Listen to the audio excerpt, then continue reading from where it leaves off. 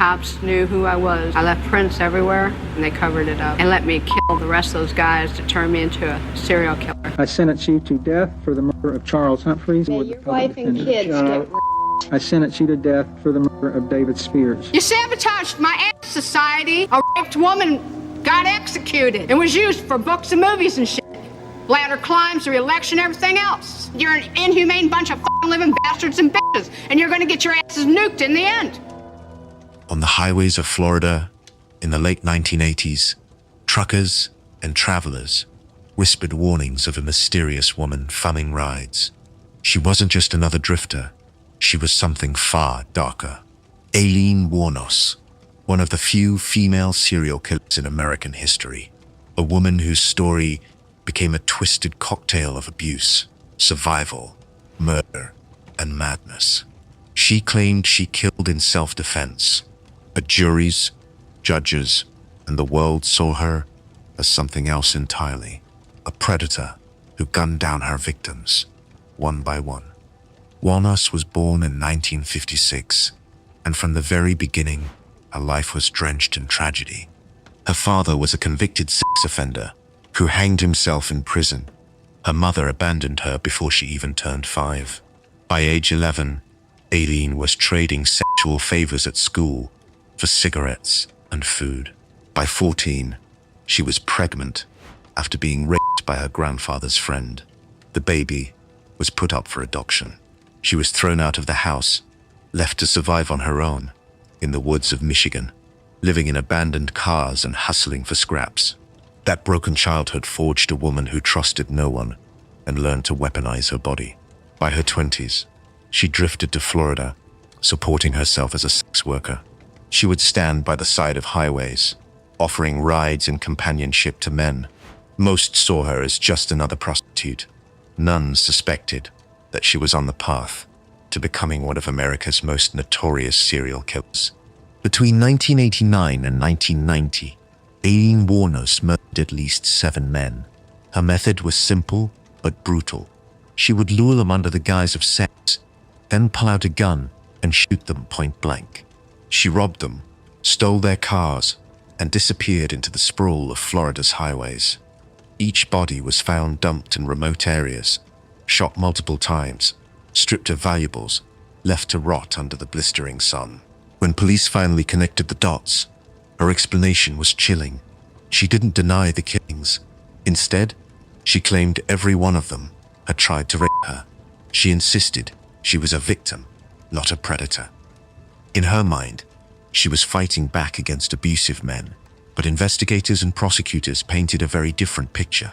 They pointed out the cold efficiency of her crimes, the thefts, the way she repeated the same pattern again and again. To them, it wasn't self-defense, it was calculated murder. What made Wuornos unforgettable wasn't just the killings, but her behavior in court. While most defendants are coached to appear calm, remorseful, or broken, Wuornos did the opposite. She exploded in rage. She screamed at judges. She cursed at juries. She spit venom at the cameras.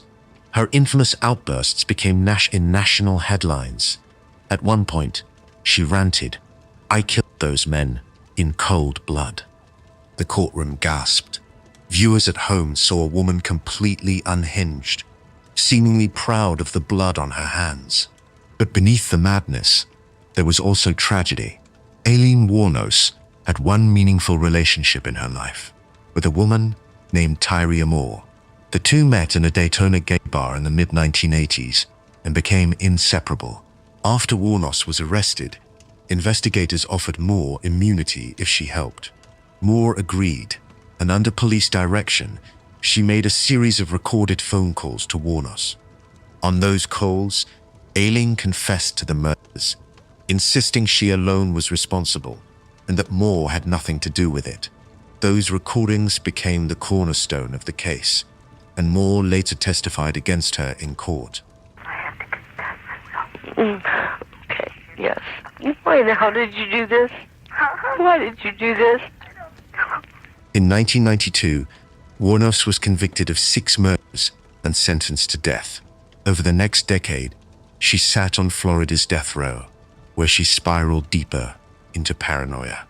She accused prison guards of spitting in her food, claimed the police let her keep killing just to sell her story, and even ranted about sonic pressure weapons being used on her. Her descent into delusion was as infamous as her crimes. On October 9th, 2002, Aileen Wuornos was executed by lethal injection. Her final words were bizarre, even poetic. She looked at the witnesses and declared, "I'll be back, like Independence Day, with Jesus. Big mothership and all. I'll be back." Then the chemicals flowed, and she was gone. Her story didn't end with her death.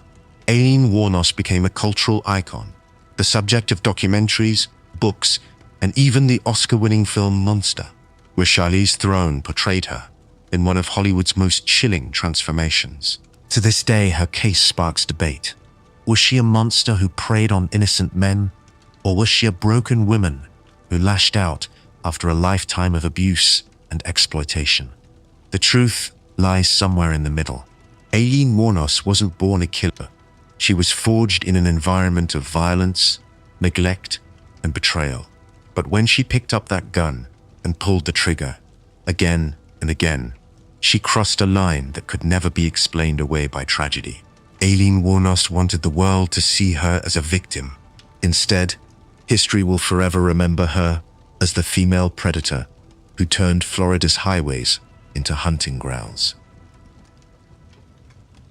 It is further ordered that on such scheduled date that you be put to death. Yes, I intend to complete my legal education and become a lawyer and be a damn good lawyer. Take care of yourself, young man. Thank you. It's a tragedy for this court to see it's such a total waste, I think, of humanity that I've experienced in this court. You're a bright young man. If you made a good lawyer, I'd love to have you practice in front of me, but you went another way, partner. When America thinks of serial killers, one name rises above them all, a name that still sparks fear, fascination, and disgust. Decades later, Ted Bundy. Ted Bundy wasn't a shadowy figure hiding in the dark. He was handsome, well-spoken, and unnervingly charming. He worked in politics, studied law, and even volunteered at a crisis hotline, answering calls from desperate people in need. But behind the smile was a sadistic predator who used charm as bait and violence as his true language. Bundy's killing spree stretched through the 1970s, leaving a trail of blood across at least 7 states. Officially, he confessed to 30 murders, but investigators believe the real number may have been higher, perhaps closer to 100. His victims were almost always young women, often college students. Bundy's signature trick was disarmingly simple. He would wear a fake cast or limp with crutches, pretending to be injured. Then he'd ask for help carrying books, loading items into his car, or walking to safety. Once the woman agreed to help, Bundy would strike, knocking her unconscious with a crowbar or pipe, before binding her, driving her to a secluded area, and unleashing the full brutality of his sadism. But it wasn't just the abductions. Bundy's crimes carried a layer of horror that still shocks the world today. He sexually assaulted his victims before and after death. He returned to crime scenes days later to perform acts of necrophilia with the decomposing bodies. In some cases, he decapitated his victims and kept their skulls as souvenirs. This wasn't just murder, it was domination, ritual, and perversion on a scale so grotesque it made him one of the most infamous killers in human history. Bundy didn't just kill at random, he hunted. In January 1974, he broke into the basement apartment of University of Washington student Joni Lentz, bludgeoned her with a crowbar, and sexually assaulted her with a metal rod. She survived, but the injuries left her with permanent brain damage. Just weeks later, he murdered another student, dumping her body in a remote location. As his hunger for violence grew, Bundy's killings accelerated. In the summer of 1974, in broad daylight, he abducted 2 women within hours of each other from Lake Sammamish State Park. Witnesses remembered seeing a handsome man with his arm in a sling introducing himself as Ted. It was one of the first cracks in his facade, the first time his real name was tied to his crimes. Despite mounting suspicion, Bundy's ability to blend in was terrifying. Friends described him as polite, intelligent, and even boyish. He dated. He smiled for photographs. He charmed professors. He even studied psychology and later enrolled in law school, all while hiding the truth. He was one of the most prolific killers of his era. Bundy's arrest in 1975 for a failed kidnapping marked the beginning of the end. Inside his Volkswagen Beetle, police found handcuffs, ski masks, crowbars, and rope, the tools of a predator. Yet even behind bars, Bundy's story took bizarre turns. He escaped not once, but twice. In 1977, he leapt from a courthouse window in Colorado and vanished for 6 days. Later that year, he squeezed through a hole in the ceiling of his jail cell and walked out of the prison, free again. What followed was Bundy's final and most savage spree. In January 1978, he attacked Florida State University's Chi Omega sorority house. In the dead of night, he bludgeoned and strangled 4 young women, killing 2 and leaving 2 others critically injured. Just weeks later, he abducted and murdered 12-year-old Kimberly Leach, a crime so heinous, it sealed his fate in the courtroom. Bundy's trials became media spectacles. Cameras packed courtrooms, and women flocked to watch, some even writing him love letters. The killer's charisma hadn't disappeared. He smiled for reporters, acted as his own attorney, and proposed marriage to a woman on live television during his trial. Carol, do you want to marry me? And I want to marry you. And I do want to marry you. But no amount of charm could erase the evidence stacked against him. Witness testimony, forensic proof, and his own arrogance. In 1979, Bundy was sentenced to death for the Chi Omega murders. Later, he received a second death sentence for Kimberly Leach's murder. For a decade, he sat on Florida's death row, taunting investigators with partial confessions. Just days before his execution, he began confessing in detail, admitting to killings in multiple states. He told interviewers he was addicted to pornography, blaming it for fueling his fantasies of violence. Experts and victims' families saw it as one last manipulation, a way for Bundy to dodge full responsibility. On January 24th, 1989, Ted Bundy was executed in Florida's electric chair. Outside the prison, crowds cheered, chanting, "Burn, Bundy, burn." Vendors sold t-shirts and hot dogs. For many, it was a grotesque but fitting end to a man who had inflicted unimaginable pain. Was he born evil? Or did his abusive childhood, an absent father, a mother who pretended to be his sister, a life of lies, help shape the darkness inside him? No answer will ever justify the horrors he unleashed. Ted Bundy once said, "We serial killers are your sons. We are your husbands. We are everywhere." He wanted the world to know that the face of evil isn't always a stranger in the dark. Sometimes, it's the charming man who smiles back at you. I didn't ever want freedom. Frankly, I wanted death for myself. What was he trying to do? Like he was listening to my heart, because at a point he told me he was going to eat my heart at that point. I know my time in prison will be terrible. I don't want to ever see my mother have to go through this again. Never, Jeffrey! Jeffrey! I hate you! Mother... I hate you! I am prepared for your sentence, which I know will be the maximum. I ask for no consideration. In the summer of 1991, Milwaukee police entered a small apartment that looked ordinary from the outside. What they found inside was a nightmare so grotesque, it scarred America's memory forever. It wasn't just a crime scene, it was a house of horrors. Inside that apartment lived Jeffrey Dahmer, the man who would become infamous as the Milwaukee Cannibal. Dahmer's crimes went far beyond simple murder. Over the course of 13 years, he lured, drugged, strangled, dismembered, and in some cases ate parts of 17 young men and boys. He photographed their corpses, kept skulls and bones as trophies, and stored body parts in his refrigerator and freezer. In his apartment, detectives found human heads in the fridge, hearts and genitals preserved in jars, and a 57-gallon drum filled with dissolving torsos. How did someone like this exist undetected for so long? To understand Dahmer, we have to rewind to his childhood. Born in 1960 in Bath, Ohio, Dahmer was described as a shy, withdrawn boy.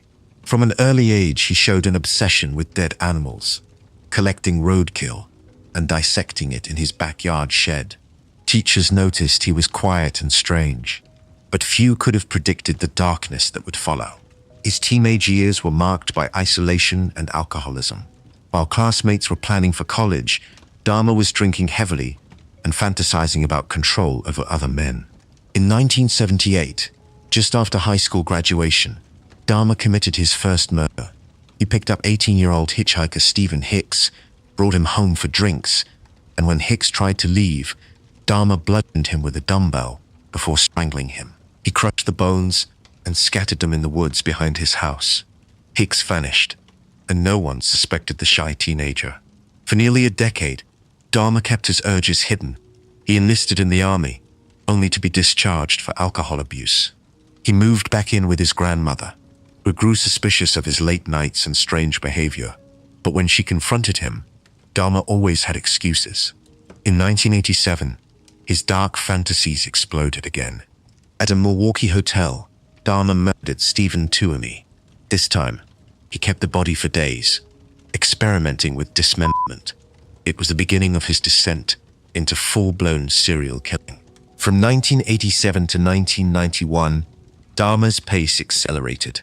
He targeted gay bars and bathhouses, offering men drinks, money, or photographs in exchange for company.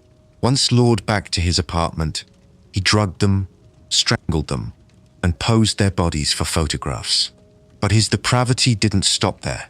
He engaged in necrophilia, cannibalism, and chilling attempts at creating zombies by drilling holes in his victims' skulls and pouring acid or boiling water inside while they were still alive. He claimed he wanted them to be submissive, permanent companions. Instead, every attempt ended in death. Dahmer's neighbors often complained about strange smells coming from his apartment. He told them it was spoiled meat or tropical fish that had died.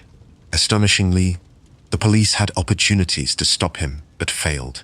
The most infamous example came in May 1991.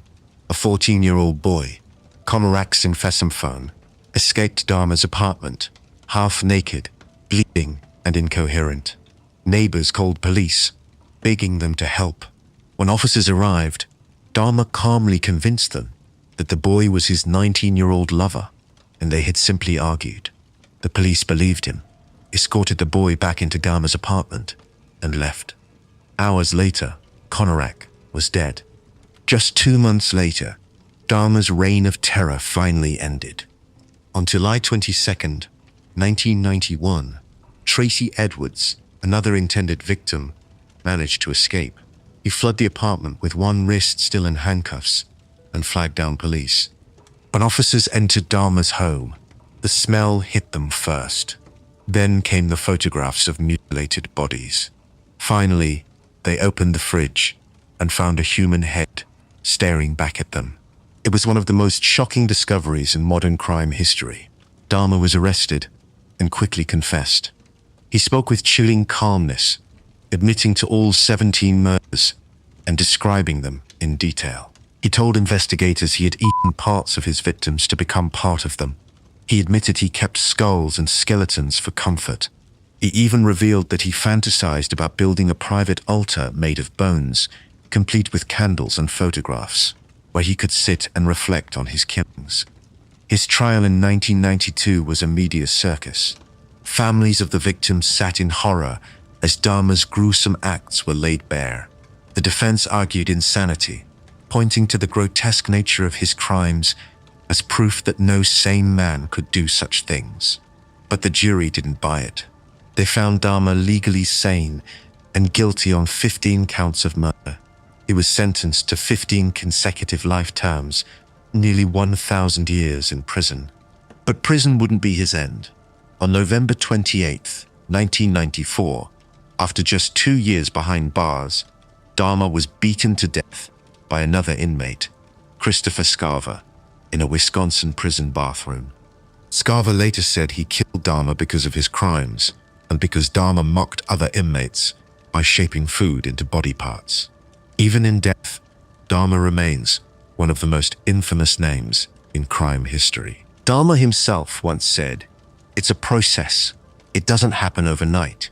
When you depersonalize another person and view them as an object for pleasure instead of a living, breathing human being, it seems to make it easier to do things you shouldn't do." The Milwaukee cannibal remains a chilling reminder that evil doesn't always hide in shadows. Sometimes, it lives in an ordinary apartment on an ordinary street, while the neighbors go about their lives completely unaware that a monster lives next door.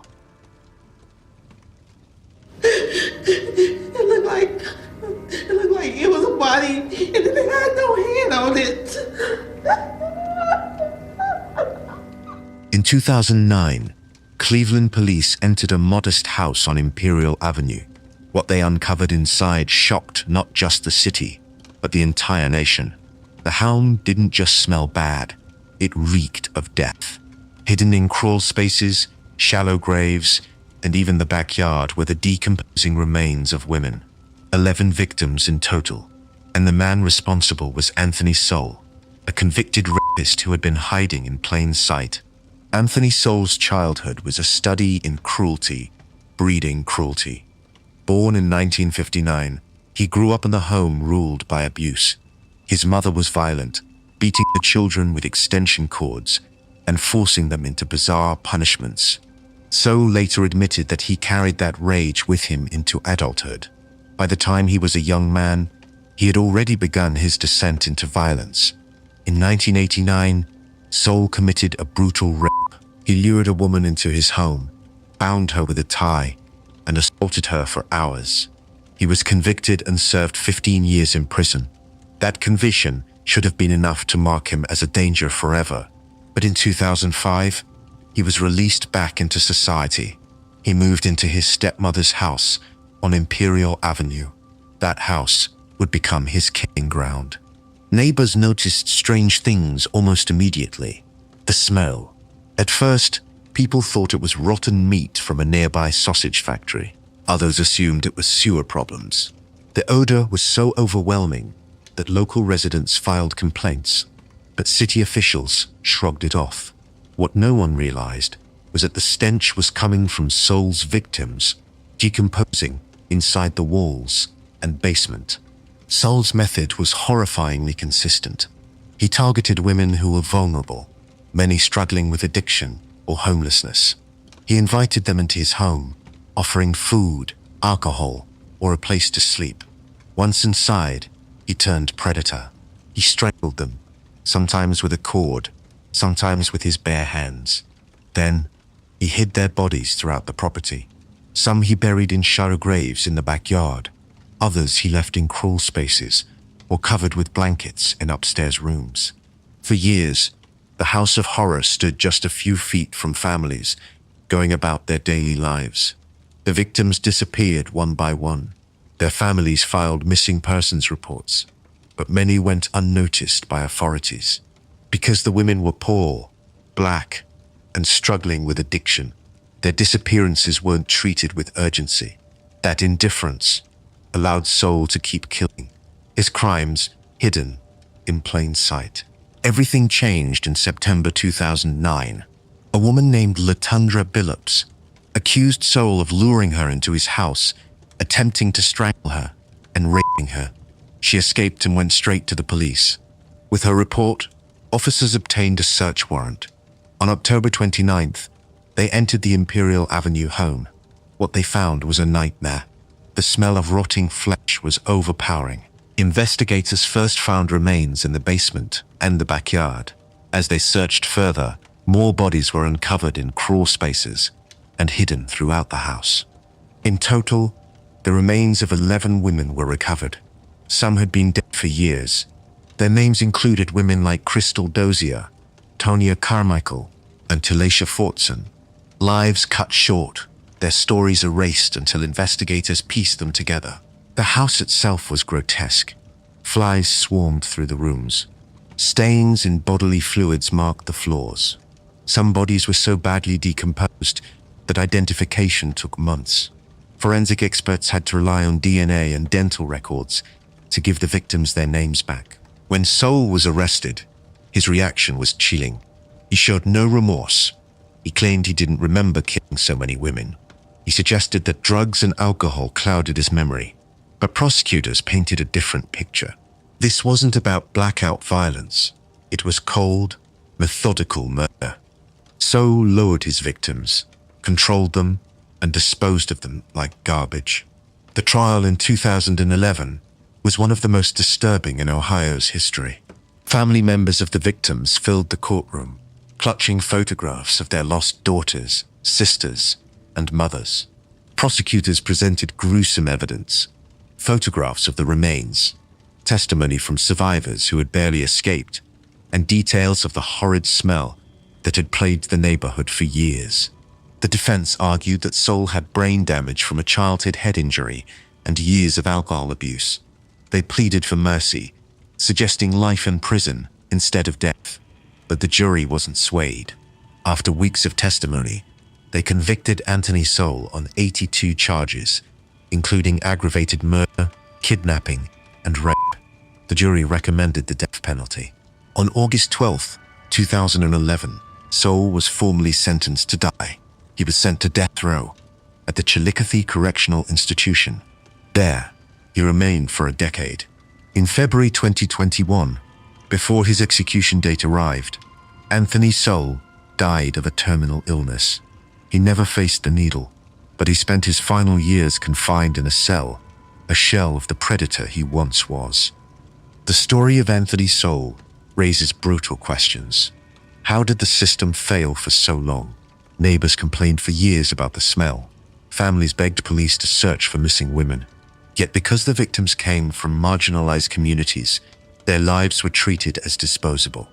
Soule took advantage of that indifference, confident that no one would look too closely. One of the most haunting aspects of the case is the house itself. After the investigation, the city demolished it in 2011. For residents of Cleveland, it wasn't just a house, it was a wound on the community, a reminder of how horror can hide behind ordinary walls. Today, the lot where it once stood is empty, but its memory is a scar that will never fully fade. She fighting for her life, fighting for my pleasure.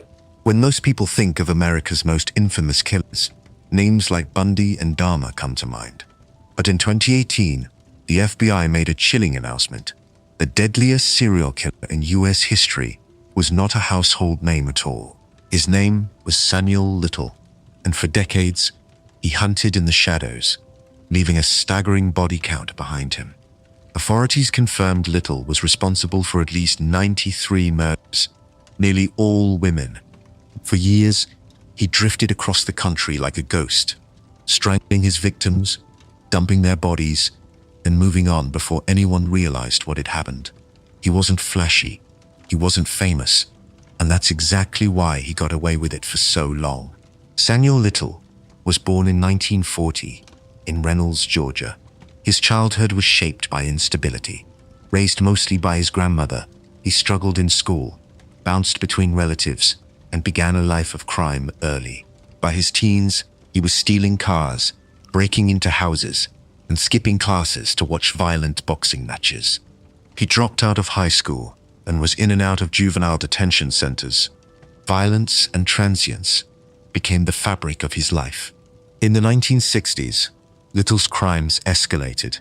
He was arrested for robbery, assault, and drug-related offenses. But his true obsession wasn't theft, it was domination.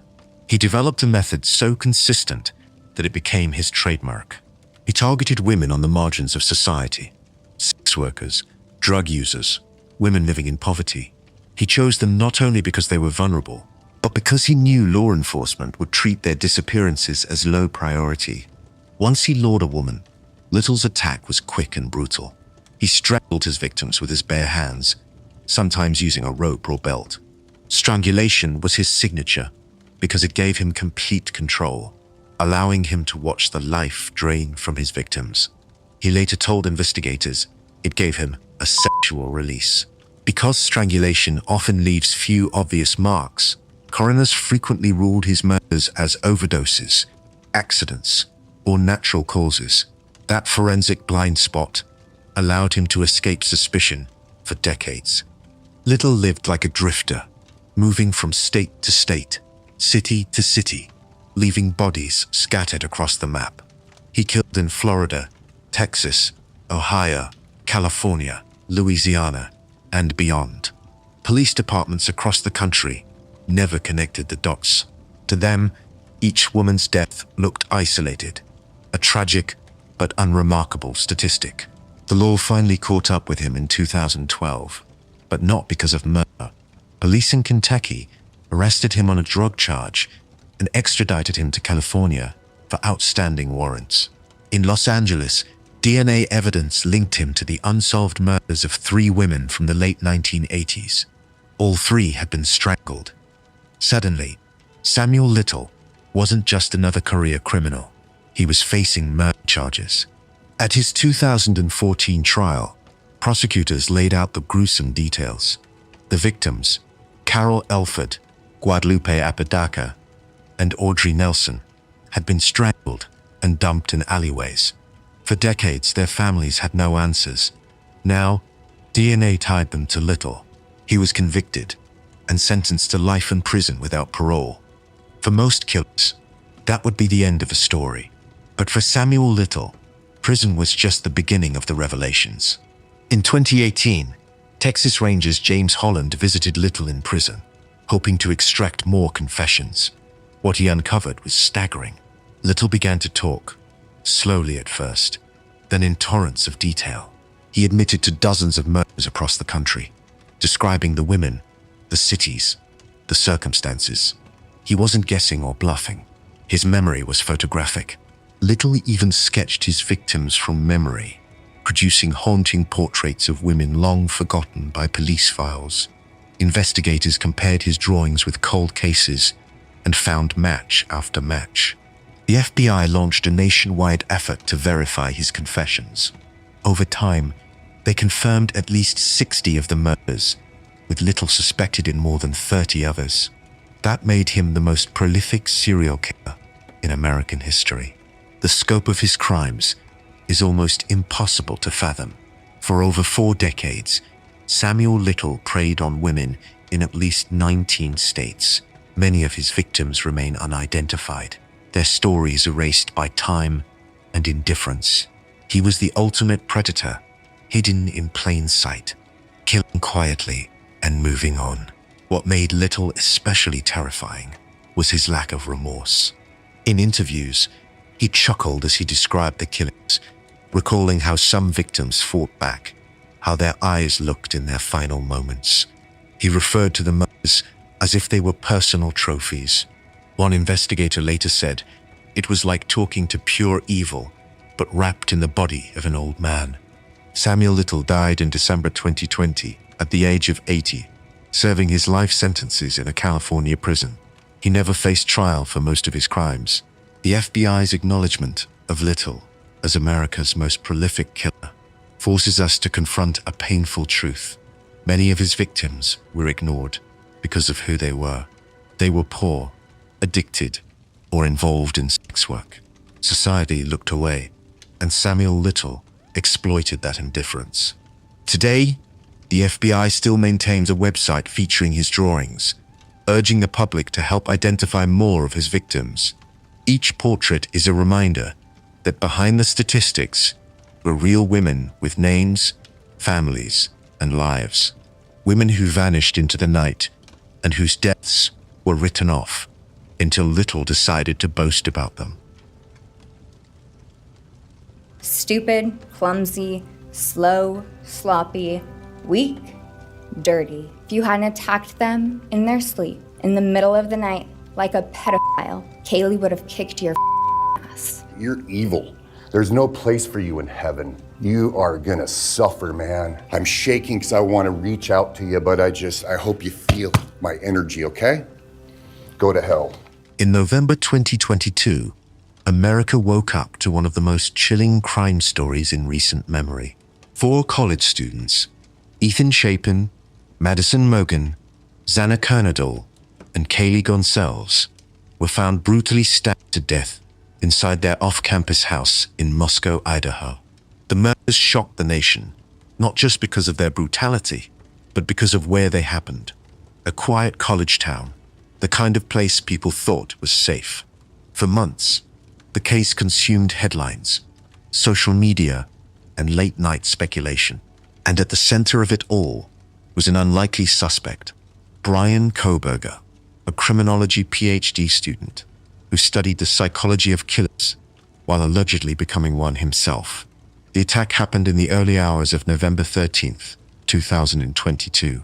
Investigators believe Kohberger crept into the house wearing all black, armed with a large knife. He moved room to room, killing with surgical precision. The coroner described the scene as one of the most gruesome she had ever witnessed. The students had been attacked while they slept or tried to fight back, leaving behind signs of a chaotic struggle. 2 roommates survived, one of whom saw a masked man walking out of the house that night. For weeks, the murders terrified the community. Students fled campus, afraid the killer might strike again. Police released little information, fueling online theories that ranged from drug deals to targeted revenge. The case dominated true crime podcasts, TikTok breakdowns, and cable news panels. Everyone wanted to know who could commit such a brutal act and why. The answer came 6 weeks later, on December 30th, 2022. Police arrested 28-year-old Bryan Kohberger at his parents' home in Pennsylvania. The suspect wasn't a drifter or an outsider. He was a criminology student at Washington State University, just a short drive across the border from Moscow, Idaho. He had studied criminal behavior, profiling, and forensic psychology. Ironically, the very tools that investigators used to catch him. The evidence against him was damning. Detectives found his DNA on a knife sheath left on one of the victim's beds. Surveillance cameras captured his white hind eye, circling the neighborhood on the night of the murders. Phone records placed him near the crime scene multiple times in the weeks leading up to the killings, suggesting he had stalked the victims. The details were chilling. Investigators alleged that Kohberger had followed some of the victims on social media. He left his cell phone turned off during the hours of the murders, only to turn it back on as he drove home, an attempt to avoid detection that instead highlighted his movements. Even more disturbing, after the murders, he allegedly returned to the crime scene in the days that followed, driving past the house as though reliving what he had done. When news of his arrest broke, shockwaves rippled through the nation. How could a man who studied criminology, a man who should have understood law enforcement tactics, commit such a crime and think he could get away with it? Former classmates described Kohberger as awkward, controlling, and intensely critical. Some recalled how he would dominate classroom discussions, lecturing others on the minds of killers. Others noticed his obsession with fitness, diet, and control.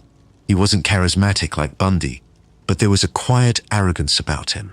The trial became one of the most anticipated in years.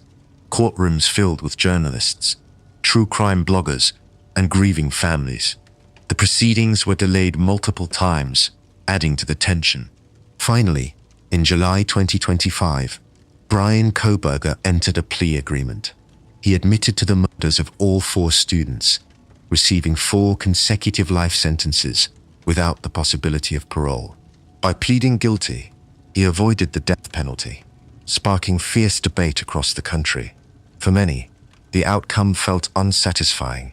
4 young lives had been cut short in the most violent way imaginable. Yet the killer would live out his life behind bars.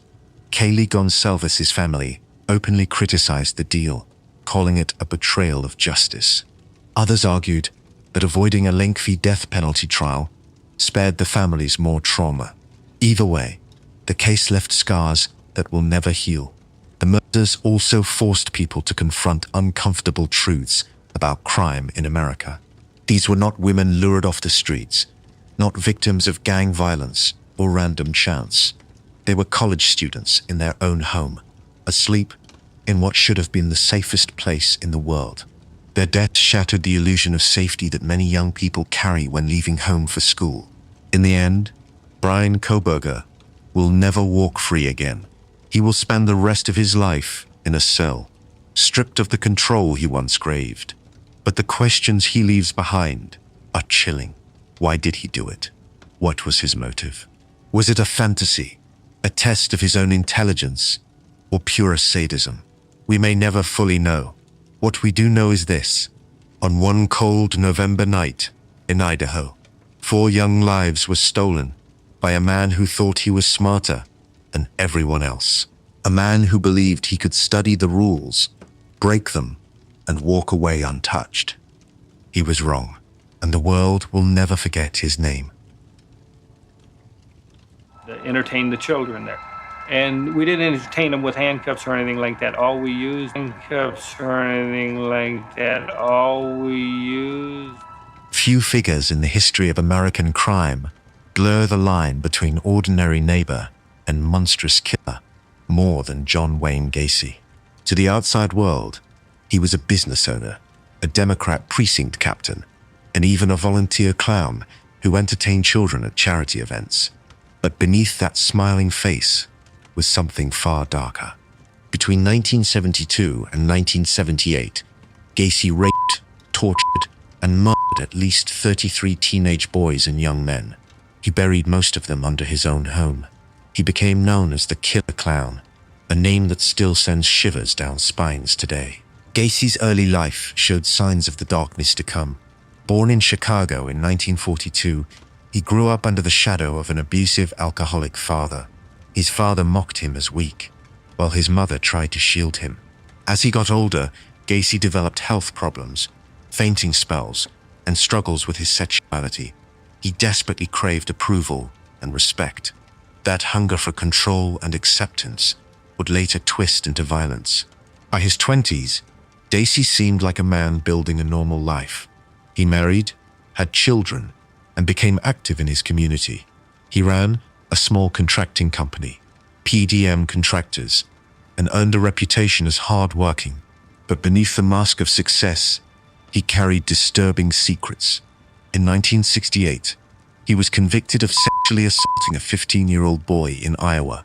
He served less than 2 years in prison before being released.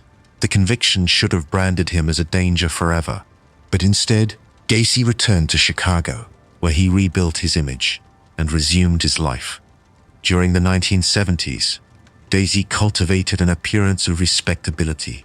He threw neighborhood parties, rubbed elbows with politicians, and even dressed up as Pogo the Clown to perform at children's hospitals and fundraisers.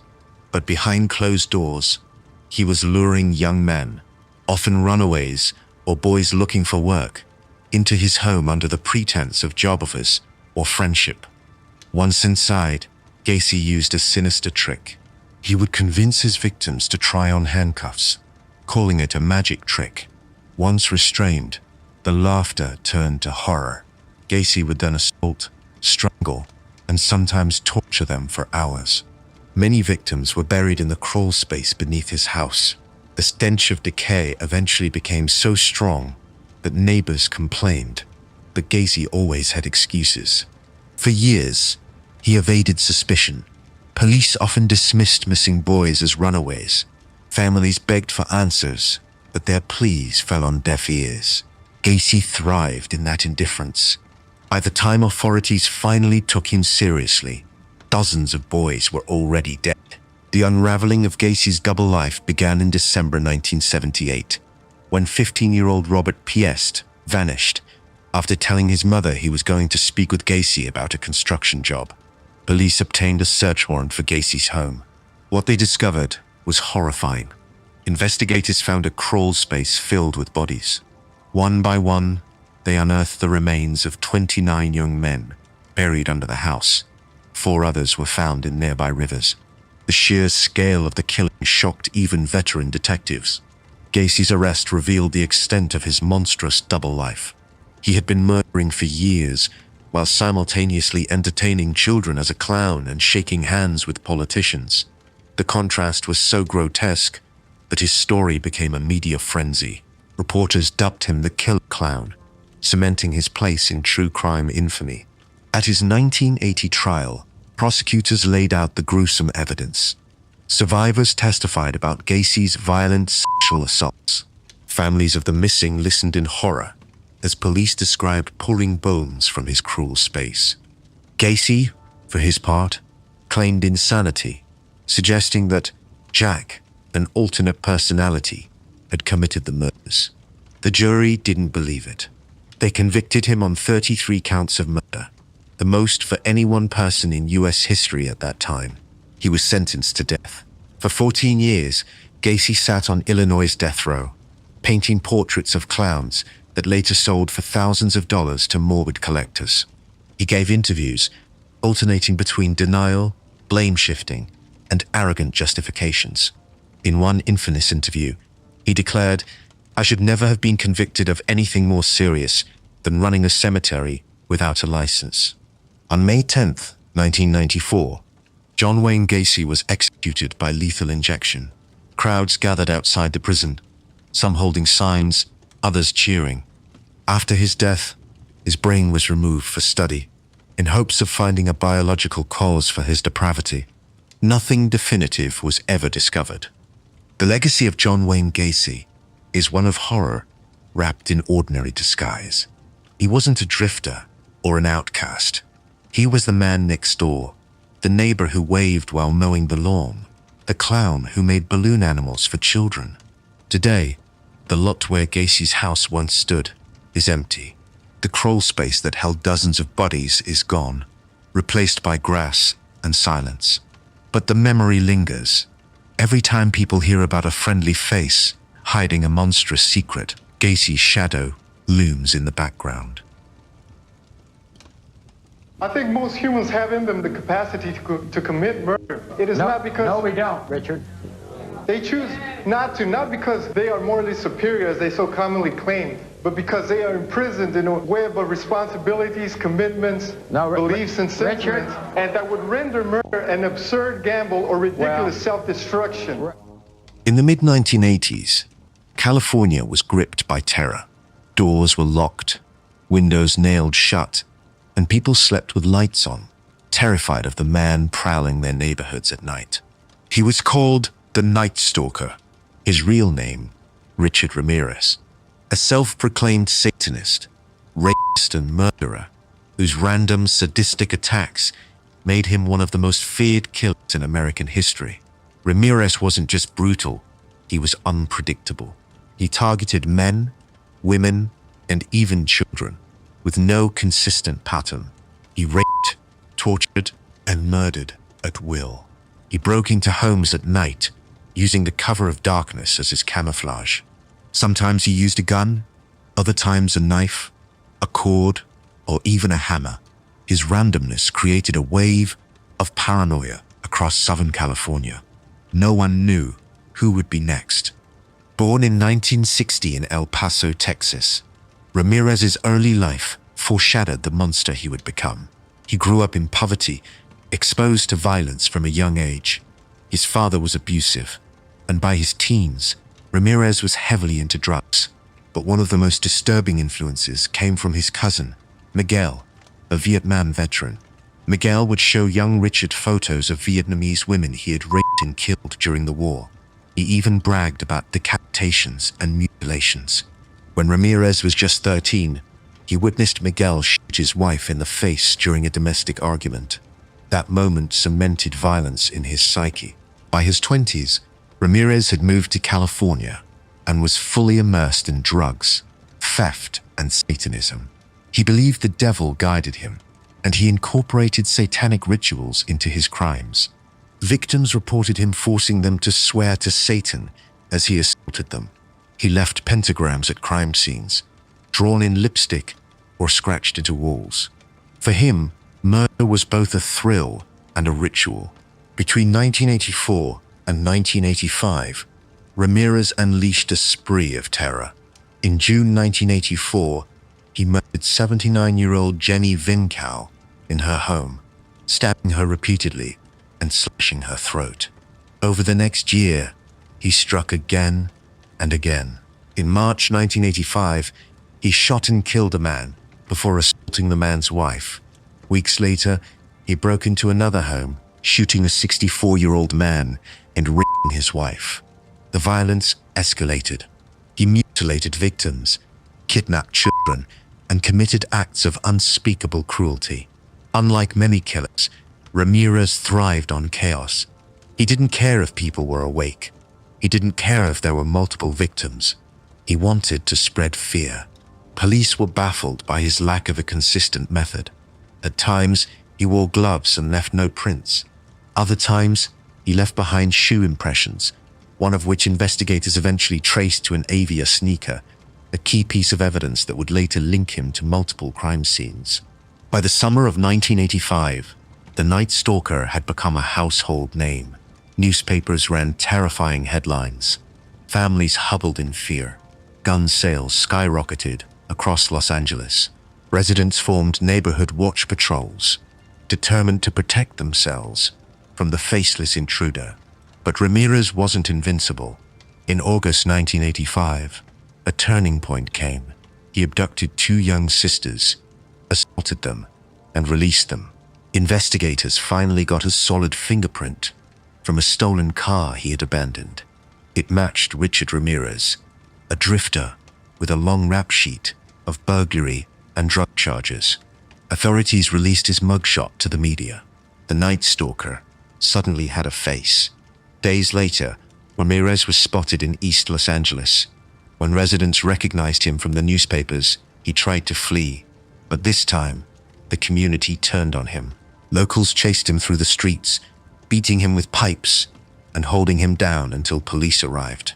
The city that had lived in fear had captured its monster. His trial in 1989 was as disturbing as his crimes. Ramirez showed no remorse. He smirked in court, flashed a pentagram carved into his hand, and shouted. He soaked up the media attention, becoming a twisted celebrity. Women wrote him love letters, sending nude photos and declaring their devotion. The phenomenon of killer groupies reached a disturbing peak with Ramirez, who became a cult-like figure to some, despite his atrocities. The evidence against him was overwhelming. Fingerprints, eyewitnesses, ballistic tests, and stolen property from victims found in his possession. He was convicted of 13 murders, 5 attempted murders, 11 sexual assaults, and 14 burglaries. The jury sentenced him to death. Even then, Ramirez remained defiant. He told reporters, "Big deal. Death always comes with the territory. See you in Disneyland." Big deal. Death always went with the territory. I'll see you in Disneyland. He was sent to California's death row at San Quentin, where he would spend the rest of his life. Richard Ramirez died in 2013 of cancer, long before his execution date arrived. For nearly 3 decades, he lived in prison as one of America's most notorious killers. His legacy is pure terror. Why did you kill those people? No comments. Ramirez didn't have a single type of victim. He didn't follow a predictable pattern. He was random, chaotic, and fueled by evil ideology. That's what made him so terrifying. You couldn't prepare for him. You couldn't predict him. You could only hope he didn't choose your home. The Night Stalker taught California a brutal lesson. Sometimes evil doesn't hide. It kicks down the door in the middle of the night. Поднимайте подсудимого. Чикатило, по приговору суда вы приговорены к смертной казни. Вам ясен приговор суда? Ясен. Уводите. In the crumbling Soviet Union of the 1970s and 1980s, a killer stalked the countryside, preying on women and children with unimaginable brutality. His crimes were so horrific, so grotesque, that even hardened investigators struggled to comprehend them. His name was Andrei Chikatilo, but the world came to know him as the Butcher of Rostov. For over a decade, Chikatilo terrorized the Soviet Union, killing at least 52 people, though some estimates place the number higher. His victims were often school children, runaways, or vulnerable women, lured to remote areas with promises of food, work, or shelter. Once alone, he unleashed violence that defied human comprehension. He stabbed, slashed, mutilated, and in many cases, cannibalized parts of his victims.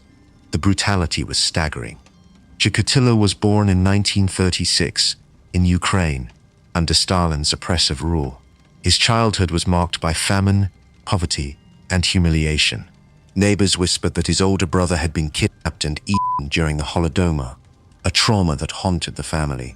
His father was captured during World War II, leaving Andrei to grow up under the harsh control of his mother. He struggled with chronic impotence, a condition that filled him with shame and rage. These frustrations, combined with a deep sense of inadequacy, festered inside him for decades.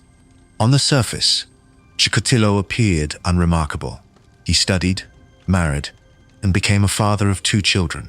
He worked as a school teacher and later as a clerk. But beneath the facade of normalcy, his urges grew darker. He began exposing himself to children, groping students, and indulging in violent fantasies. Early arrests for sexual misconduct were often dismissed by Soviet authorities, who treated such crimes as minor or embarrassing. That failure to act allowed him to escalate. His first known murder came in 1978. He lured 9-year-old Yelena Zakatovna to a shed, attempted to rape her, and when he couldn't perform sexually, he stabbed her repeatedly in frustration. She died in a frenzy of blood. To cover up the crime, he threw her body into a river. Another man was wrongfully convicted and executed for the crime, allowing Chikatilo to continue killing unchecked. Throughout the 1980s, the body count rose. Victims ranged from young boys to teenage girls to grown women. He would lure them near bus or train stations, promising food or assistance. Once secluded, he stabbed them dozens of times, often targeting the eyes, chest, and abdomen. Many were found with mutilations so severe they were unrecognizable. In some cases, organs were removed. Investigators later said it looked less like murder and more like butchery. The Soviet system made catching him even harder. The government was reluctant to admit a serial killer was on the loose, fearing it would expose weakness and panic the public. Investigators were pressured to close cases quickly, sometimes charging innocent men to maintain the illusion of order. Meanwhile, Chikatilo kept hunting, confident that the bureaucracy would protect him. By the late 1980s, however, the pattern was undeniable. Bodies were being found across Rostov Oblast, near rail lines and forests. A task force was assembled, led by Detective Mikhail Fetisov. They called the case Forest Strip. For years, they hunted the phantom killer, but without DNA technology and with limited resources, the search dragged on. The breakthrough came in 1990. Undercover officers spotted Chikatilo behaving suspiciously near a train station, approaching young women and children. They detained him and found incriminating evidence: a knife, rope, and stains on his clothing. When they searched his home, they uncovered more: his diaries, filled with notes of his crimes. At first, Chikatilo denied everything, but after days of interrogation, he broke. In chilling detail, he confessed to dozens of murders, describing each attack with unnerving precision.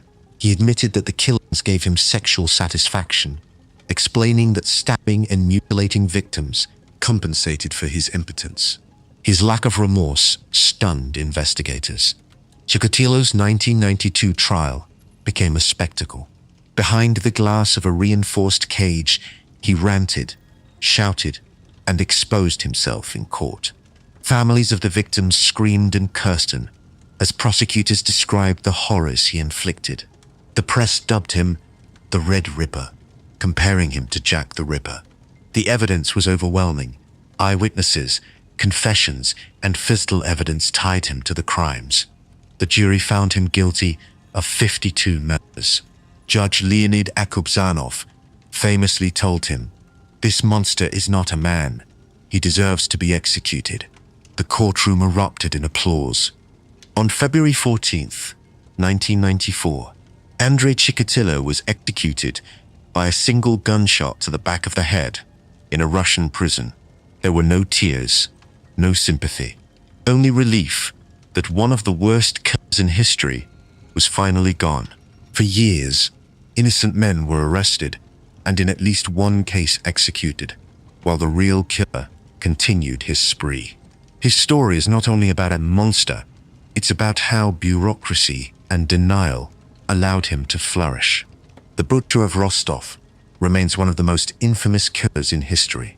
His name is a reminder of what happens when society ignores its most vulnerable and when authorities refuse to confront the truth.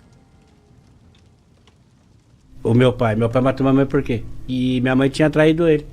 Mentira, minha mãe era da questão do Brasil, lá fora os vizinhos recolheram. Mas ele ia matar todo mundo, pra matar na cadeia, não foi na rua, tava preso já. Eu fiquei 42 anos preso. In Brazil, crime is no stranger to the streets. But in the middle of the chaos, one man stood out, not for protecting people, not for building a life, but for killing. His name was Pedro Rodrigues Filho. The world came to know him as Pedrinho Matador, which means Little Pedro the Killer. He murdered over 70 people, maybe more. He claimed he only killed the guilty, rapists, murderers, abusers. But what he called justice was really an obsession with blood. Pedro's story began in horror. Born in 1954, he grew up in a violent home. His father was abusive, his family poor, and his childhood walked by brutality. When Pedro was still in the womb, his father kicked his pregnant mother so hard she suffered a permanent injury. That abuse marked him before he was even born. By the time Pedro was a teenager, his life was already spinning toward violence. At 14, he committed his first murder. The deputy mayor of his town had fired Pedro's father, accusing him of stealing food from a school kitchen. Pedro believed his father was innocent, so he decided the deputy mayor deserved to die. He stole a shotgun, waited outside City Hall, and shot him in cold blood. Hours later, he tracked down the man he believed had really done the stealing and killed him too. That day, Pedro became a killer, and he never looked back. By 18, he was already known as a dangerous figure. He moved to Sao Paulo, where he fell in love with a woman named Maria Olympia. For a brief moment, he tasted something normal: love, stability, even the possibility of a family. But when Maria was murdered by criminals, Pedro's response was the only one he knew: revenge. He hunted down her killers and executed them one by one. From then on, killing wasn't just something he did, it was the center of his life.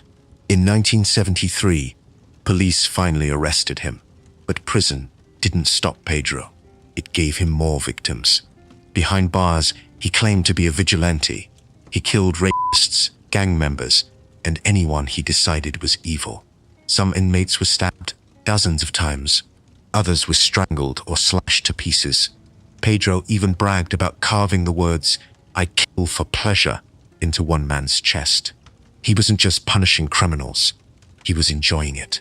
The most shocking act of his prison years wasn't against strangers, it was against his own father. While locked up, Pedro learned that his father had murdered his mother with a machete. Pedro swore revenge. During a prison visit, he ambushed his father, stabbing him 22 times before cutting out a piece of his heart. He put it in his mouth, chewed, and spat it on the ground. Even by prison standards, it was an act so brutal it became legend. By the time courts tallied up his crimes, Pedro Rodrigues Filho had been convicted of 71 murders. Some investigators believed he killed over 100. His sentences added up to more than 400 years in prison. But Brazil's law at the time capped sentences at 30 years. In 2007, after serving 34 years, Pedro walked out of prison a free man. Most killers disappear into obscurity. Pedro did the opposite. He embraced his fame. He started a YouTube channel where he told stories of his past, commented on crime, and even claimed he was reformed. His channel grew, attracting thousands of subscribers. Viewers couldn't believe what they were watching. A serial killer lecturing about morality. Some saw it as darkly fascinating. Others saw it as offensive. A murderer turning his crimes into entertainment. But Pedro couldn't escape his past. In March 2023, outside his home in Morgue das Cruzes, Sao Paulo, gunmen ambushed him. He was shot multiple times in broad daylight and died instantly. The man who had once killed with impunity was now just another victim of Brazil's endless cycle of violence. His murder remains unsolved. Some believe it was revenge from families of his victims. Others think organized criminals wanted him silenced. But the truth is, Pedro lived by the blade, and he died by it. Pedro's life forces an uncomfortable question. Was he really a vigilante who punished the guilty, or was that just his excuse? To the families of his victims, it doesn't matter. Whether his targets were rapists or rivals, he left behind destruction. His final legacy is a warning. Violence never cancels violence. It only multiplies it. Pedro left Brazil with more blood, more pain, and more victims than anyone can count. These 10 names remind us that monsters don't just live in horror stories. They walk among us. They smile. They shake hands. They go to school. They raise families. And behind that mask, they destroy lives. From Bundy's charm, to Dahmer's fridge of horrors, to Pedro's twisted code of vigilante justice, these cases reveal the darkest depths of human cruelty. They are a haunting reminder that the most devastating evil can sometimes come from the people who seem the most ordinary. If you found this exploration into these shocking cases compelling, please hit the subscribe button and turn on notifications. Which of these killers do you think was the most disturbing? Share your thoughts in the comments below.